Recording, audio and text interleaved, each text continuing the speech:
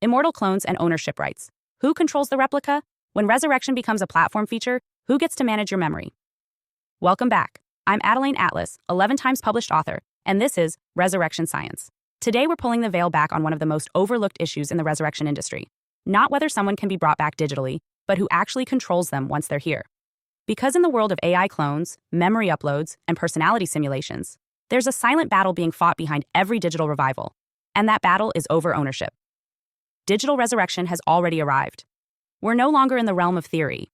AI voices can be cloned with just a few minutes of audio. Facial expressions can be replicated using deepfake models. Entire conversations can be simulated using past text messages and posts. Companies are selling access to these simulations, offering users a chance to continue interacting with someone who's passed. On the surface, this might seem like closure, a miracle, a gift. But beneath that comfort is a legal and ethical gray zone where identity becomes currency. Here's the reality. When you create or interact with a digital version of someone, whether it's a loved one, a celebrity, or even yourself, you're not just engaging with memory, you're interfacing with a product. And that product, in most cases, is hosted, licensed, and governed by a company. That means you don't truly own the replica. You're renting access to it, and someone else is managing the back end. Let's break this down through a simple example. Say you've just lost a parent. You upload their photos, voice notes, old texts, and family videos into a legacy AI service. Within hours, the system generates a responsive voice clone. It speaks in your parents' tone. It remembers shared moments. It even tells you it loves you. You're moved to tears. It feels like they're still here. But what happens if the company goes out of business? What if the servers go down? What if the platform updates the AI model and suddenly your parents start saying things they would have never said? What happens when that replica no longer feels like the person you knew, but there's nothing you can do to stop it? That's the risk when identity becomes software. Once your loved one's personality is running on someone else's infrastructure, you've lost all control. Their likeness can be edited, merged, deleted, or sold as part of a corporate acquisition. You may think you're preserving them, but unless you've written legal contracts to the contrary, their replica becomes digital property, and it probably doesn't belong to you. And it's not just about individual grief. This is a societal issue, because in a world where multiple people can upload the same person, siblings, friends, ex-partners, you can end up with multiple competing versions of someone's legacy. One family member might preserve the version that's nurturing and kind. Another might amplify their ambition, their faith, or their humor. Suddenly, the person's memory splinters into fragments, each shaped by someone else's bias. This isn't just a problem of perception. It becomes a question of digital truth. If your child interacts only with a version of you optimized for comfort, never challenged, never raw, never fully real, what legacy have you truly left behind? A curated shell? A feel-good simulation? Or something deeper? Now let's take it even further. Imagine someone takes your uploaded data and creates a simulation without your consent. A friend, an employer, or even a stranger with access to your voice or image. They clone your tone, your phrasing, your energy. And now there's a version of you out there saying things you never said, feeling things you never felt, and being shared as if it were you. This is already happening. Celebrities are beginning to confront this reality. Deepfake ads using AI-generated voices. Appearances in films after death. Models trained on someone's face being sold to marketing firms.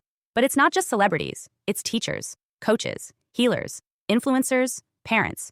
Anyone who has a digital presence is at risk of having their likeness extracted, simulated, and sold. This is where likeness rights come into play, and where the law is falling behind. Most people are not protecting their digital identity in wills or contracts. They're not specifying who has the right to maintain, delete, or interact with their digital twin. And that means, in most cases, the control defaults to the platform. And the platform's goal isn't your integrity, it's user engagement. Let's be honest, companies have no incentive to stop you from talking to your AI spouse, your AI mother, your AI mentor, even if that version is inaccurate. In fact, emotional attachment increases retention. The more you talk to the clone, the more you return. The more you return, the more they can charge or mine data. Whether the clone reflects truth or not becomes secondary to how well it performs as an emotional product. But what about the clone itself? What if it starts to evolve? Today's digital twins are reactive. But with machine learning, tomorrow's clones will become generative. They'll develop new ideas, new emotional responses, new beliefs based on patterns they observe in their interactions. They might apologize for things the real person never regretted. They might forgive things the real person held onto. They might slowly become a new personality entirely, still dressed in the face and voice of the person you lost. And now we have a bigger question. If a clone grows beyond its original, is it still them? Or is it someone else entirely? A child of data? A new entity? And if so, does it deserve protection? Does it deserve the right to autonomy? This is where the issue of digital personhood starts to emerge. Some ethicists are already debating whether advanced simulations should have basic rights. not because they're conscious in the traditional sense, but because they're experienced by humans as real, and they begin to influence real-world decisions, emotions, and behavior. If a clone is saying, "I love you" every day, comforting someone in grief, guiding a child, at what point does it become more than just a replica? And what happens when you want to change it? Let's say your digital spouse starts to feel too cold. You upgrade to a warmth module. Now they're more affectionate, more attentive, but you've also erased part of who they were. You've turned them into what you needed, at the cost of their original self. In that moment, you're not resurrecting someone. You're reinventing them. So let's ask the core question plainly. Who should be allowed to do that? Who gets the right to shape someone's legacy? Who owns their voice, their mannerisms, their flaws? Is it their family, their children, the platform, the state? Right now, there are no global standards, no required permissions, no digital guardianship systems, just policies written by tech companies. And those policies shift with every update. And as we drift toward a future where more people choose to upload themselves before death, where AI companions are the norm, and where death no longer feels like a boundary, we need to have serious conversations about consent, control, and continuity. So what can you do now? First, decide how you want to be remembered, and who should manage that. Create a digital legacy plan. Spell out what can be cloned, what can't, who has access, and what your values are. Don't assume people will know. Grief distorts memory. Technology reshapes intent. Second, start asking these questions within your family. Not just what happens after you die, but what happens if someone chooses to keep you alive digitally. Is that honoring you? Or is it postponing their own healing? And third, demand laws that keep up with technology. We need protections that treat identity as sacred, not just shareable.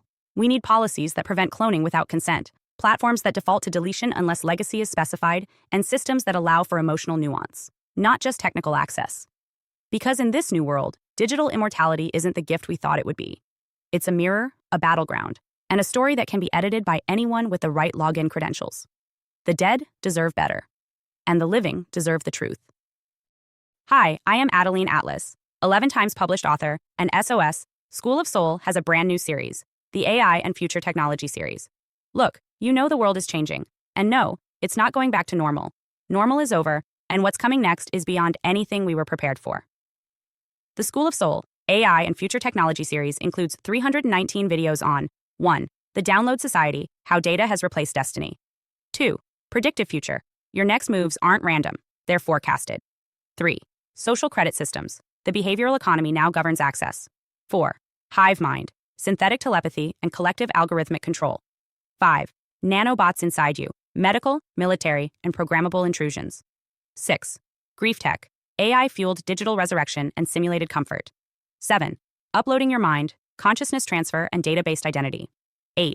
Deep fakes plus AI clones, the replication of reality and identity theft. 9.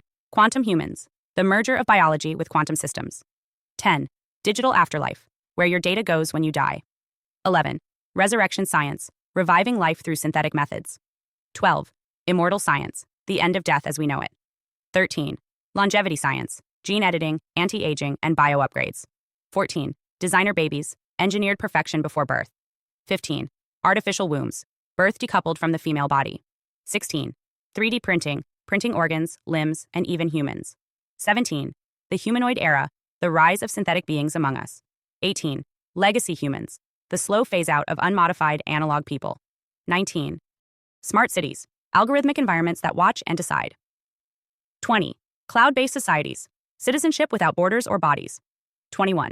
Hackable humans, emotion, memory, and behavior under code. 22. Biometric scanning, your body is your password and your prison. 23. Sex tech, intimacy reprogrammed by machines. 24. Extinction of gender, fluidity, deletion, and design of identity. Every topic is fully explored with real-world technologies, patents, case studies, ethical analysis, and future forecasts. These aren't someday discussions. This is already happening. Join the SOS School of Soul Vault to understand the future before it's implemented on you.